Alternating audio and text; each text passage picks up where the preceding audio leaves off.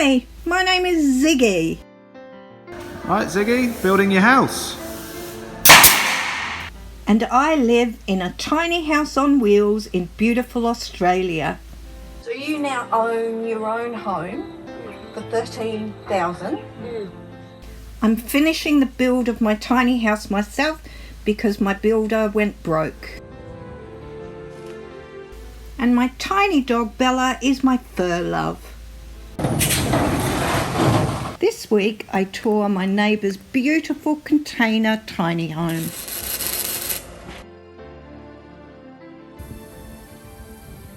So today I'm really blessed to get the opportunity to have a conversation with my neighbours who live here in the tiny village, who live in this beautiful container house behind me that you can see that they built all by themselves. So how amazing and how clever is that? They're Beck and Bailey, and they've been living in this tiny house now, this container house now, for about 7 months or so. Thank you very much for letting me show off your beautiful house, by the way. That's all right. Good. So today you've just put the awning up. Yeah. Tell me about the purpose of the awning. Because that looks like some heavy duty welding, some heavy duty awning going on there. Yeah, it was built so basically there was no posts needed. So you can have a 6 metre span without needing too many supports. You mean the posts? Yeah. Yeah. So there's no post needed to the ground. Why did you not want posts to the ground? So it was, if we ever wanted to move it on the tilt tray, everything will just swing down against the face of the container. Yeah. And then get locked there, and then you can transport it easily. Okay. Because when it's folded down, it'll only add 80 mil. It'll only add 80 mil to the width of the home. So what's the dimensions of the container? Okay, so it's a 20-foot high cube, so it's 6 metres long, 2.4 wide. 6 metres long, 2.4 wide. And 3 metres high. And you put an extra roof on the top, Yes, didn't you? Yeah. Why did you do that? To prevent rust and weather. To prevent the weather attacking the roof, pretty much. Oh, really? Yeah, so it's got a few, because obviously it's every container that comes into the country nearly has a dent in it. It's got a few dents in the roof, and there's screws in the roof holding the frame, internal frame up. So I didn't want any chance of water penetrating through the screws. They're sealed screws, but it's an extra layer of protection. Does it make a difference though in terms of temperature with the sun coming in? The sun is now going on that extra roof instead of on this? It definitely would make a difference, yeah. So can you tell me a little bit about why did you choose to move into a container house? We decided on the tiny house adventure when we were looking into renting, and it was expensive to rent on the Sunshine Coast. Yeah. And we didn't know at the time we were actually meant to go to America for 7 months. So we didn't know at that stage, well, are we going to just end up in America in a few months? Are we going to end up there in 2 years? We looked into doing a tiny house like yours and building it ourselves. And then Bailey is a fabricator, so he was looking at it all going, oh, Beck, there's like 12 grand just in axles.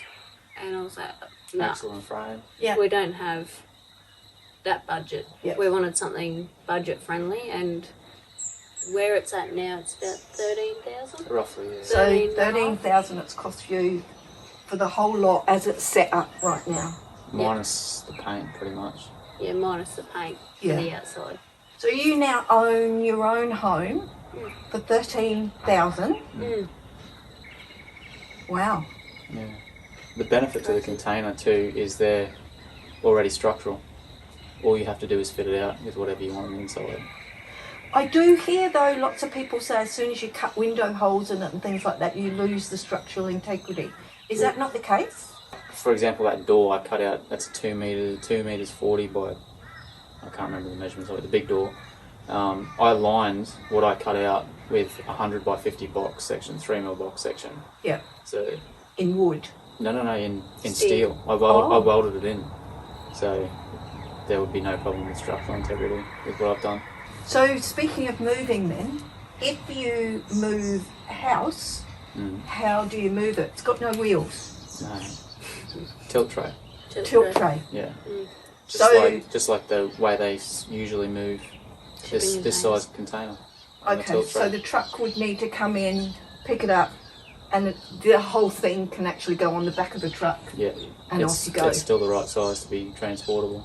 We're looking at making a deck the same width as this awning, Yep. so it will fit underneath. So then in that case, when you move, you would slide the deck under, you would roll the awning down, and off you go with the box. Pretty well. What's one thing you would change now that you've been in the house for 7 months? I'd change the bed. Yeah, I'd You'd change change the the bed, bed? too. We've got a loft bed. I'd switch it around. We've got storage underneath and loft up top, so Yeah. bed's up top. I'd probably do it the other way around. And I'd change it from, at the moment we're head to foot this way, lengthways of the container, I'd switch it so we were side to side. Oh, Because okay. at the moment it takes up a lot of space. Yeah. Like when you look at the inside, a lot of that space is the bed area Okay. up above. So if we, But you sit underneath, don't you? Yeah. And, Yeah. you know, do your work and socialise, if you like, underneath the loft bit. So you would then do that on top instead? Yeah. Either that or we find ourselves spending a lot of time outdoors. We've got an outdoor table now. And we find and that- especially the awning now on it, we would probably spend a lot more time outside. Yeah. and we find like it's a theory of our biggest question we got asked was, what do you do when you have a dinner party or you have visitors? And the most typical answer is, well, what do you do if you visit your grandparents in their caravan? You sit outside. So And what would you say to someone who was seriously thinking about getting into and building their own tiny house or their own container home? I suppose just do it. Yeah, just do it.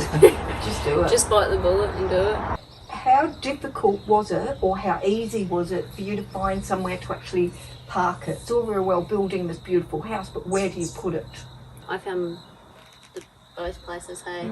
We're actually about to move, and the first place, which we're at now, I just put in Tiny Houses Facebook group that I was looking for land on the Sunshine Coast, and a lot of recommendations came in for different people to try or people wanting to rent land.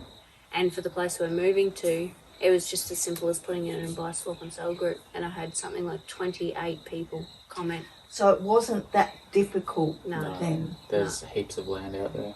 Heaps of people willing as well Yeah. to swap land for rent for working on the property. Or there's one guy that reached out that was willing to swap free rent for us to help him work on his container, because he was doing the same thing, but he had a family, so he had a bigger one. So there's lots out there, hey. Yeah. There's Yeah. heaps out there.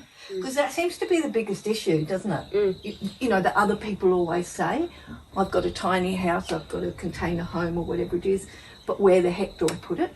So it's really interesting to hear you say that it was actually easier than you thought it was going to be. Biggest tip is to put yourself out there, to Yeah. ask. If you don't ask and you're just constantly waiting for someone to say, I've got land to rent in this spot, Yeah. you'll never find it. Yeah, absolutely. So what's the future? Where do you see, how long are you going to be in a container house, which is just beautiful? And I'll treat you to having a look in a minute because it's just gorgeous. What do you see as the future? Where will you go? Will you have a bigger one? What will you do? I think the biggest plan would be we want to buy our own block. Yeah. So the savings in rent are greatly contributing to that.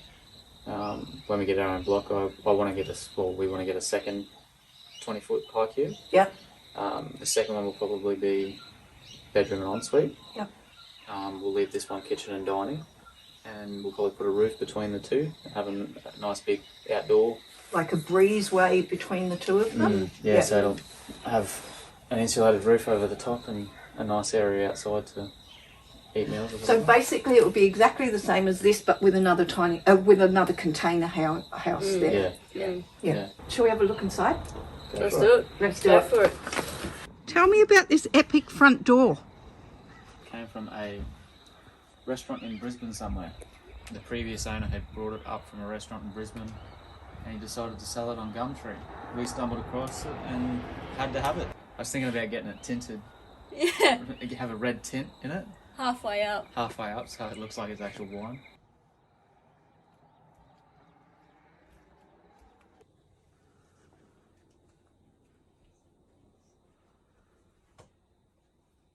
Tell me a little bit about your kitchen, because this looks quite different. So our theme with the whole build was recycled theme. So we got all or majority of our things off Marketplace on Facebook. This came off Facebook Marketplace, which is our kitchen sink. It's just a Balinese cupboard, opens up, and it's got storage in there, so we keep our oven and our stove in there. Just use a camping stove. The hutch we got off Facebook Marketplace with all our plates and cups in there, cutlery in there, and saucepans in the bottom, and that's the pantry. That is such a cool idea. And then in the bottom half is the bowls and plastic stuff. You've got air conditioning, so you're on grid then? Yes, and we've just got a caravan plug on the outside and just plug in. So this is the bed above the platform that you were talking about, yeah? Yeah, so that's the loft bed. And is that a normal mattress up there? Yeah, that's queen size mattress. And down below, that's where you sit, work. That's kind of like the living room-ish area. Yeah. And then at the end there is our wardrobe storage area. And this is the ladder to get up into bed. Yeah. And I see over there a sink. So behind that partition, is that the bathroom? Correct, yeah. Can we have a look? Go for it. I walk into the bathroom and I go into the shower here. Yeah. And you've got a curtain on both sides so that you keep water in there, yeah? So that just pulls down, slides across, and make sure it just sits inside the shower, and we've never had a problem with the water leaking out. Okay. And it also gives you a bit of privacy with that curtain if you need to go to the bathroom, yeah? Yeah. Yeah. This is a different configuration of bathroom. So can you tell me a little bit about what's going on here in the bathroom? So originally we thought we'd have the shower in the corner here where I'm standing and the toilet in the middle. And we originally planned to have saloon swinging doors on the shower, until after we made them, we worked out that they wouldn't fit because they'd hit the toilet. So we decided we'd swap them and put the doors on that side where you are and have them swinging out there, until after we drilled the hole for the toilet, we realised that they'd then still hit the basin. So this is how we ended up with the bathroom.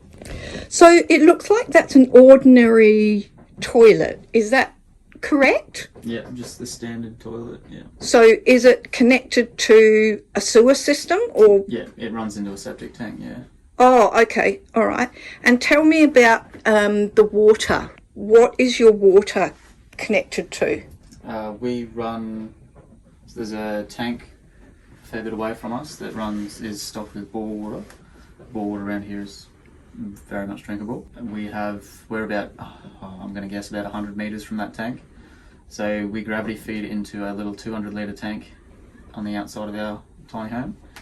It has a float valve on it, so it's continuously fed. As the water level drops, it automatically fills itself back up.